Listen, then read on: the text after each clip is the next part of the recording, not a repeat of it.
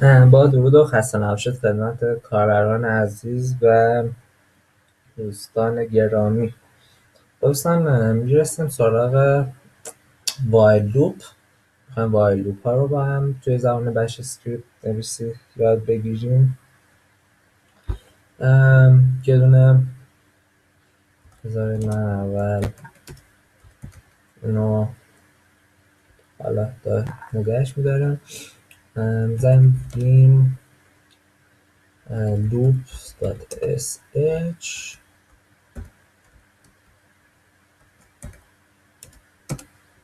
بیم بش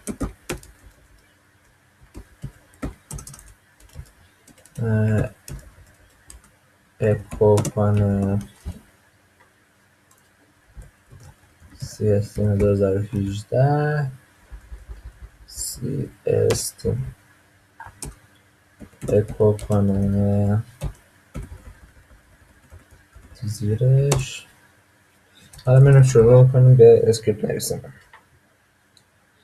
یه حرکت ساده وایل میخوایم بنویسیم دوستان. چجوری؟ مثلا میگیم که اولی آی داشته باشه. خب آیمون باشه از صفر. خب بعد میگیم وایل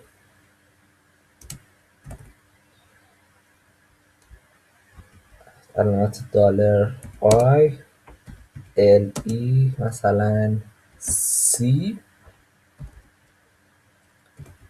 این کارا رو انجام بده. چیکار کنه؟ بیاد اکو کنه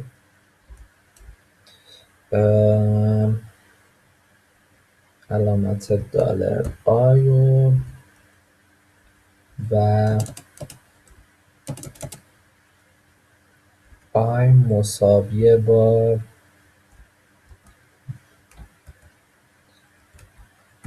آی به علاوه مساویه با یک. خب دوستان دان بذارم اول ران بگیرم بعد بیایم با هم توضیح بدیم ببینیم جریان این لوپ چیه. خط 10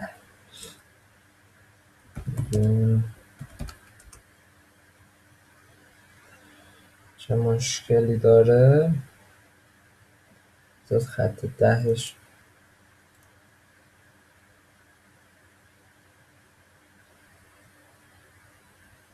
منهای ال ای سی.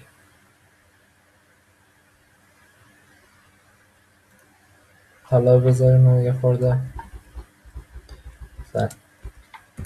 اینو فاصله میدیم اینم فاصله میدیم ببینیم.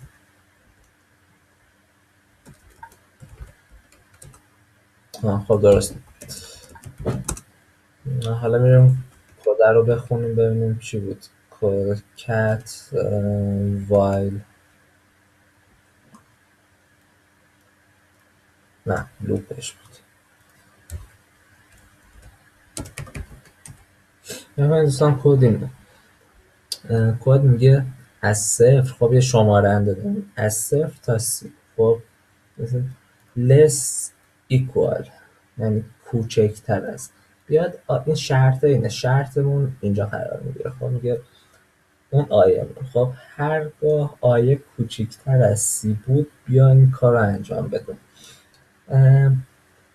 اکو کن دلار آی یعنی اون شمارنده رو که هی داره اضافه میشه رو در واسه ما بنویس. بعد اینجا نوشته آی مساوی با دلار دو تا پرانتز آی به علاوه مساوی با یک. یعنی چی؟ این همون آی پلاس پلاس یعنی هر دفعه یه دونه به آی ها اضافه کن.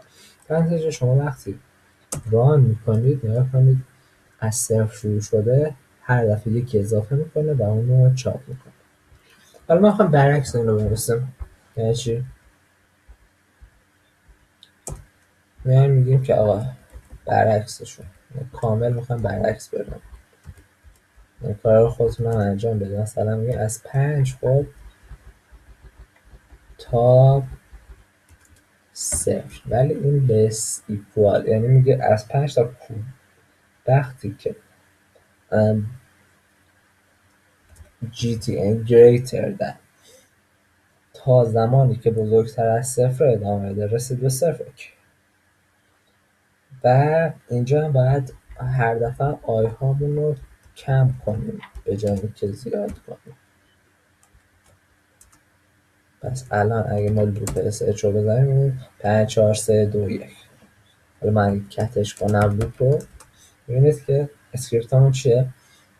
از 5 تا 0 بیاد هر دفعه یکی ازش کم کن و واسه ما نمایش بده. پس اینم از ساختار حلقه وایل در زمان بش.